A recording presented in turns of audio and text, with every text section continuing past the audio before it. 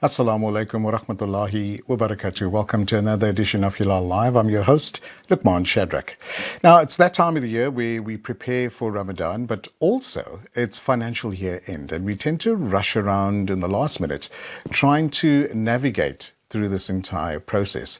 And I thought, let's invite a specialist into studio, Head of Research at Camissa Asset Management, Brother Abdul Azeez David. Assalamu alaikum. Wa alaikum salam, and shukran for the opportunity. My absolute pleasure. No stranger to Hilaal, and we always welcome your advice and your wisdom with regards to topics like this.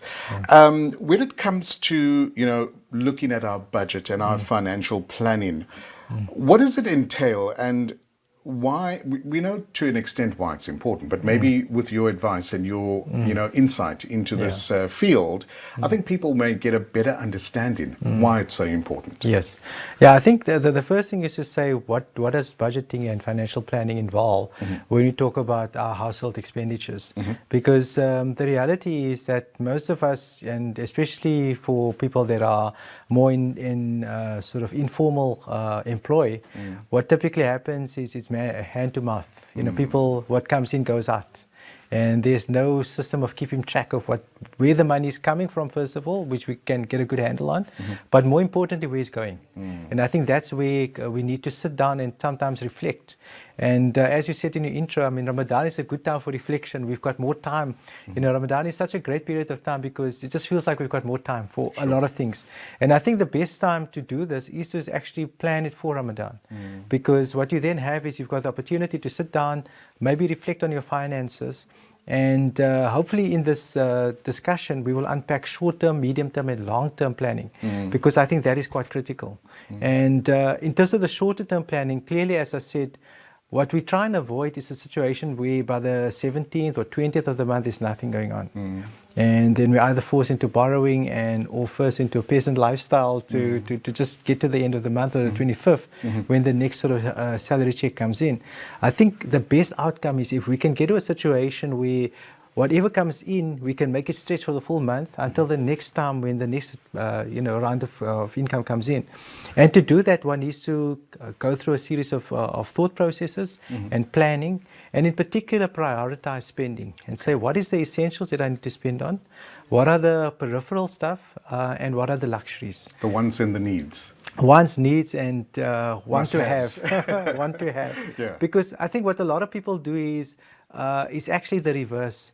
When times are tough, they actually skimp on the essentials, like paying your mortgage, paying your car loan, or skimping on utilities.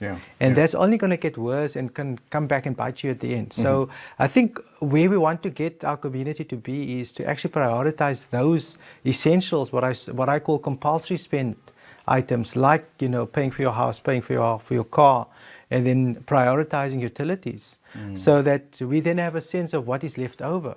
And what is, I'll include in that bucket groceries. Groceries is an essential. Of course.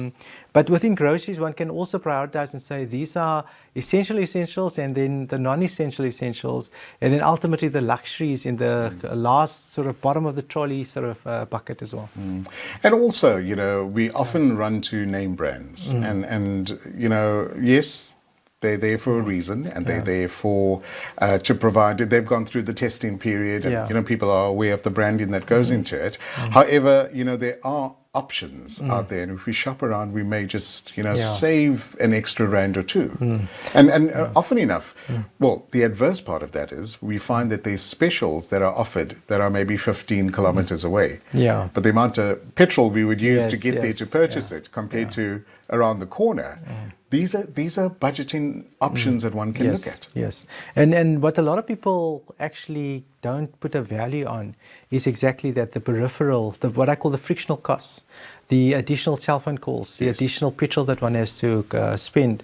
And a lot of people, they actually spend significantly on transport, be it public transport, taxis, trains, etc., or your own car. And sometimes if one just sits and say, okay, we will do all of our shopping on a Saturday morning or Sunday morning, and do one trip a week instead of multiple trips during the week, the saving on transport and fuel can be substantial as well. For sure. And so those are our short-term goals. Yes, okay, what would our long-term goals be? So I think before we get to the goals, the important thing is to have that thought process. Gotcha. Because a lot of people comes in, goes out, no and reflection. The practice of it. And the practice of it, yes.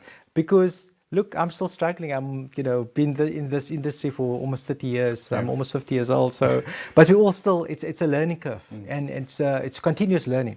And one needs to, but the most important thing is to start with the thought process and to continue with the thought process, and you'll get better with it over time. Gotcha. And so that's the first thing. The second thing is to answer your question: what are the medium-term issues? And before one can get to the medium-term, you need to sort out the short-term stuff, and I think that's the priority. But in terms of the medium, you want to be in a position where, as a medium-term goal, have an emergency fund. Right. So to get to that level, we need to go through the process of saying, these are our expenses, this is where we can cut, and this is where we can maybe start saving 500 Rand a month at the bare minimum. Gotcha. So that you start with that emergency fund. Yes. And that emergency fund over time will evolve into a medium-term savings pot, Right. and ultimately a long-term savings pot. Inshallah. But it's baby steps before you can walk, and then you start running. Yeah. I think back again to that habitual routine of getting into that system. And once you're disciplined enough to keep to that system, you can build up a kitty, you can build up for a rainy day and plan going forward where we come to our long-term plans as well. Yeah. So exactly right, because the beauty of savings is that it's got a compounding effect. So one needs to have the money, set it aside, and then repeat, wash, rinse, and repeat. So that next month you've managed 500 Rand. Maybe for the first couple of months you manage 500 Rand. But later you'll discover, okay, I can do 600 Rand, 700 Rand. But you're now building up a capital base. And then clearly, I mean, the next aspect is to find suitable home to put that money in and to make it work for you. But ultimately, by the end of the year, before you know it, you've saved 6,000 Rand. Now next year, you maybe save 7,000 Rand. So after 2 years, you've got 13,000 Rand. And that's how you build long-term wealth. That's how you build long-term capital as well. Gotcha. It's about being disciplined, but also being patient as well. Right. Now, February, we alluded to earlier, is an extremely busy month. And this month's even busier because we now prepare for Ramadan as well. But we've got things like, the budget speech that's happening tomorrow. We've got things like, the tax year end that we were talking about earlier as well. Maybe unpack for our audience some of the implications of why this happens now and how this impacts on our direct life. Okay. So I think it's first of all very important to understand that just as many taxpayers, who hopefully is the majority of our viewers, have 28th of February cut off to, for tax returns, and people will start getting their RP5 certificates from the employers, etc. The government also has the tax year of 28th of Feb. So, and that's why the budget speech is always in February, because it's actually the long-term, medium-term and long-term planning for the next, what they call fiscal year. Gotcha. And so that normally kicks in 1st of March for the government as well. So that's why it's this time of the year.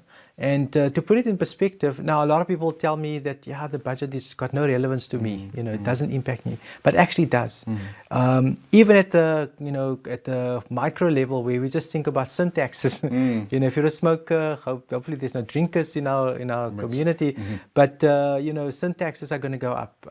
What you typically find is they adjust the fuel levy, which hits the transport and fuel budgets that we have. So that's your direct impacts. Road levy, yes. What also happens is they adjust the tax brackets as well. Yes. So how much you have to pay SARS, are there new taxes? And, one of the big concern areas for us is potentially new taxes.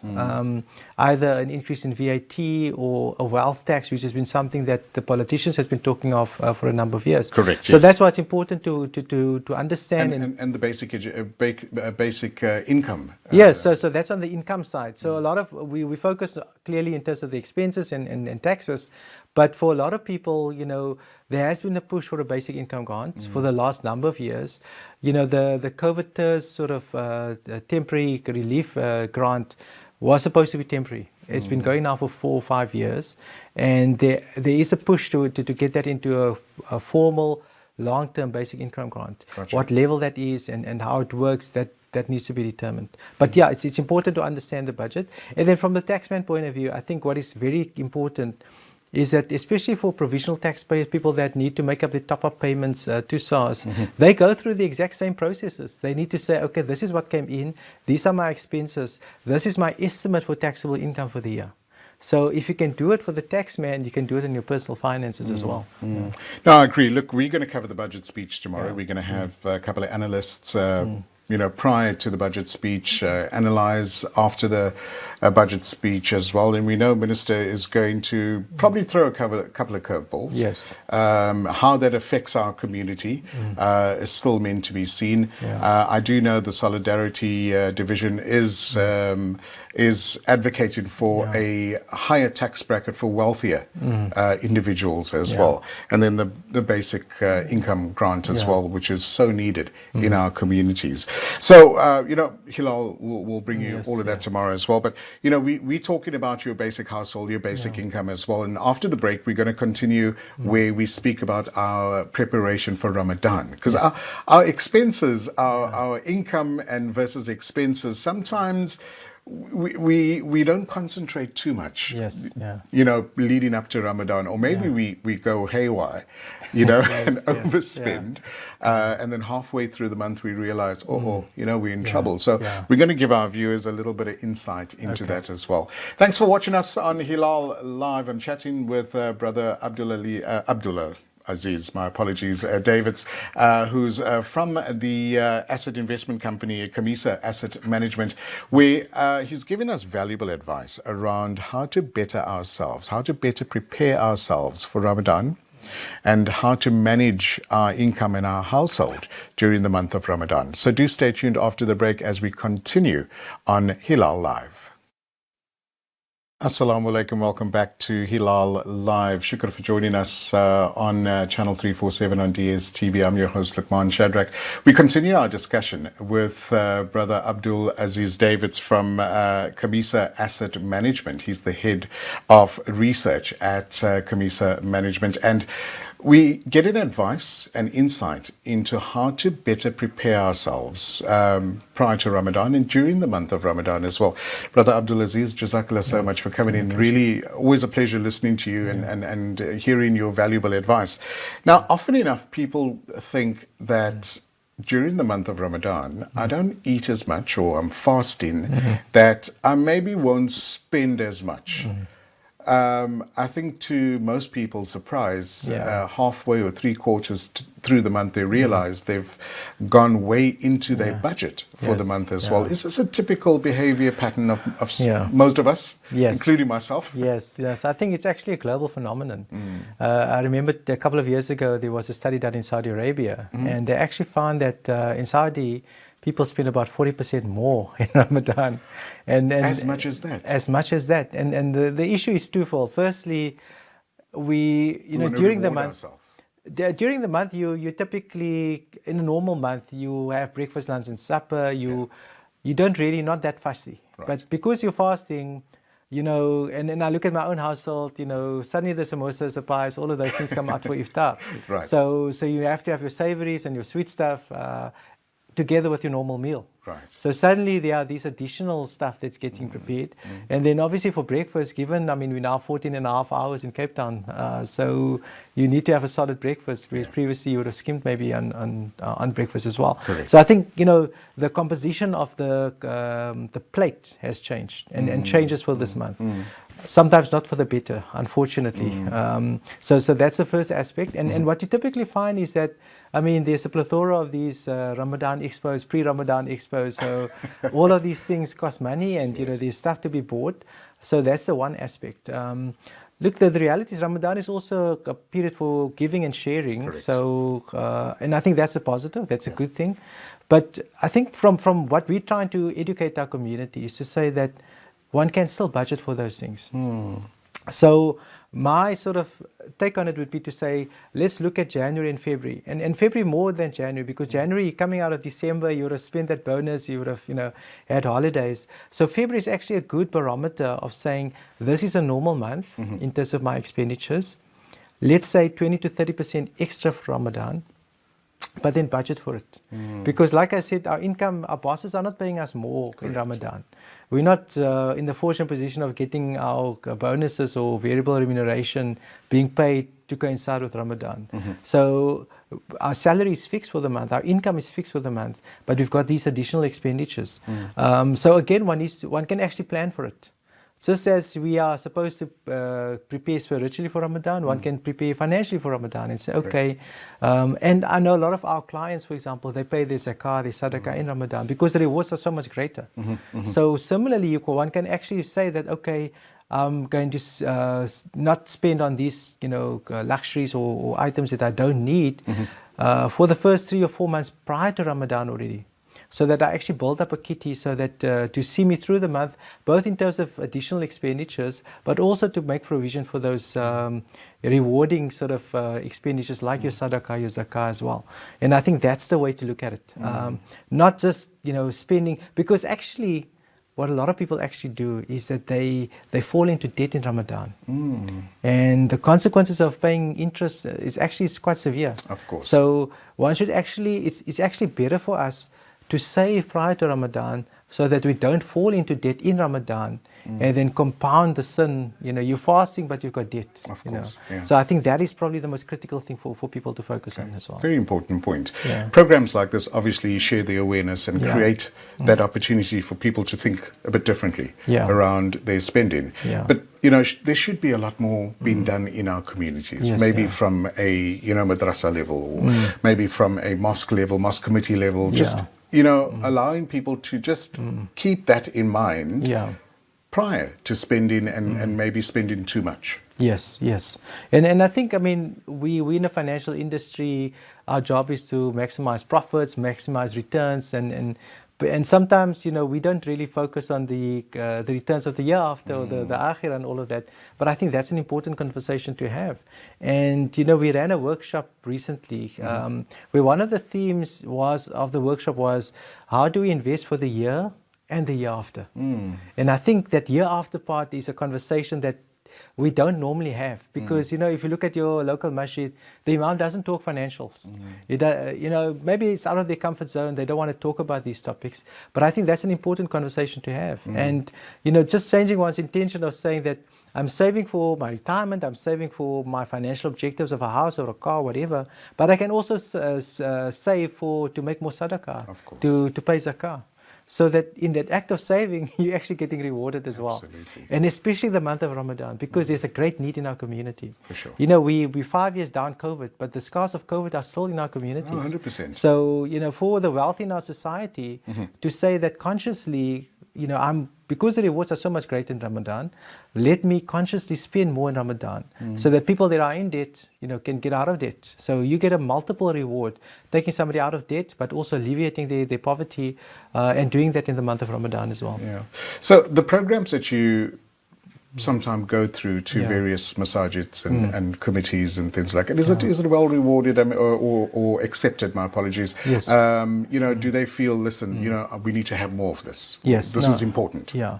No, I think there's a lot of perspectives, and unfortunately what tends to happen is people put things in buckets. They put their finances in a bucket and they put their religion in a bucket, and then never the two shall meet. And that's not the case, and it shouldn't be the case. It's all integrated. Islam is a religion that encompasses our entire being and our entire life. So what should happen is people say, how can I model my financial life to actually benefit and complement my religious life? And the two are actually linked. And once you start that conversation, the light bulbs go on and people say, okay, this is actually quite important. So it's an important conversation, and hopefully with discussions like these and the workshops that we run, we start changing the mindset away from bucketing. Right. And it's a global phenomenon. If you go to Saudi, if you go to the Middle East, you go to Asia, you've got this concept where people say, I'm happy to have a loan from the bank, but I must be disciplined on my other aspects. Gotcha. It's linked. You need to link it, and you need to make sure that the one complements the other as well. Oh, fascinating. So let's look past Ramadan or post Ramadan. We've now gone through the holy month. We've made our intentions. We've made our sadaqah, our lillah. Take us through what should we have in our mind after Ramadan. So the one thing that Ramadan teaches us is that stuff that is normally permissible for us, we are not allowed to do, like Right. eating during the day. Nobody in his right mind is going to eat during the day. So, and I always tell my son, you know, out of Ramadan, you eat anything. In Ramadan, you're quite disciplined. Let's just stick with that. Right. But, you know, for 30 days, and you know, there's a lot of research that shows that it takes 28 to 30 days to actually inculcate a habit Okay. that can be with you for a lifetime. Not that we're advocating people fast every day after Ramadan, but it's a good discipline. And especially as we get closer to summer where the hours are long, Correct. one can then say that actually I can be disciplined in terms of my eating habits. Likewise, if we inculcate these habits around budgeting, about reflecting on our finances, you've been doing it for 28 to 30 days now in Ramadan. So post Ramadan, just continue with it. Right. And then you'll find that a lot of people will tell me that, you know, they feel that they're not in control of their finances. The finances get ahead of them. They feel powerless in terms of that. What Ramadan does is it gives you your power. I mean, we've got Laylatul Qadr, the big night of power. You want that financial power to be in control of your finances. So that after Ramadan, by continuing with these practices of reflecting, being conscious and conscientious in terms of where we're spending, it can actually set you up for the rest of your life. Because now you're in control of your finances. You can now say that actually, this is my priorities. These are the things that I've prioritized. And just continue with that. And that savings that we talked about, 500 Rand, 600 Rand, it starts building and starts working for you as well. Inshallah. Head of Research at Camissa Asset Management, Brother Abdul Azeez David. It's always a pleasure having you in studio. All the very best to you, your committee members at your masajid, at your family, and the good people at Camissa. We wish you a great Ramadan. Jazakallah so much. Shukran. Jazakallah. Afwan. And there we go. That's how we bring Hilaal Live to a close. From the Cape Town team, we wish you a great evening. Assalamu alaikum.